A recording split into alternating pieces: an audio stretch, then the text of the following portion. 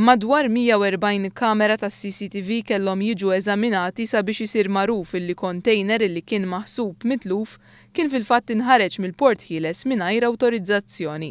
Din l-informazzjoni ngħatat mill-uffiċjal tal-Port Ħieles Alex Montebello waqt li kienet jixed fil-kumpilazzjoni ta' 3 persuni mixlijin bis-serq ta' sigaretti b'valur ta' madwar €1,000,000. It-tliet akkużati huma Rocco Aġus ta' 53 sena minn Ħalqormi li kien jaħdem bħala burdnar, Michael Xiberras ta' 39 sena mill-Belt Valletta li kien uffiċjal tas-sigurtà fil-Port Ħieles u Amabile Grek ta' 42 sena miż-Żejtun li kien uffiċjal tas-sigurtà madwana. Huma nataw il-ħelsien mill-arrest fuq garanzija personali li tvarja bejn l-4 u l-5,000 €. Dan il-każ beda jiġi investigat fl-14 ta' frar, meta d-diretturi tal-Freeport talbu lill-Pulizija sabiex jinvestigaw dwar suspetti li kellhom illi kien insteraq container. Il-container kien twilu 20 pied u wasal Malta mis-Saudi Arabja fit-30 ta' Jannar. Dan kien mimli bis-sigaretti u kien dirett lejn il-Libja.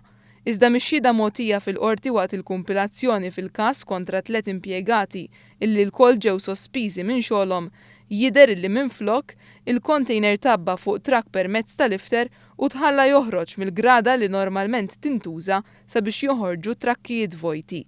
L-aħbar tas-serq mill-Port Ħieles kienet ingħatat waqt konferenza tal-aħbarijiet indirizzata mill-Ministri Chris Cardona u Manuel Mallija, fejn kien tħabbar ukoll li 3 impjegati kienu ġew sospiżi minn xogħolhom. Waqt din il-konferenza kien intqal ukoll li b'kollox inħarġu mill-Port Ħieles 450 kaxxa mimlijin b'madwar 4,500,000 sigarett.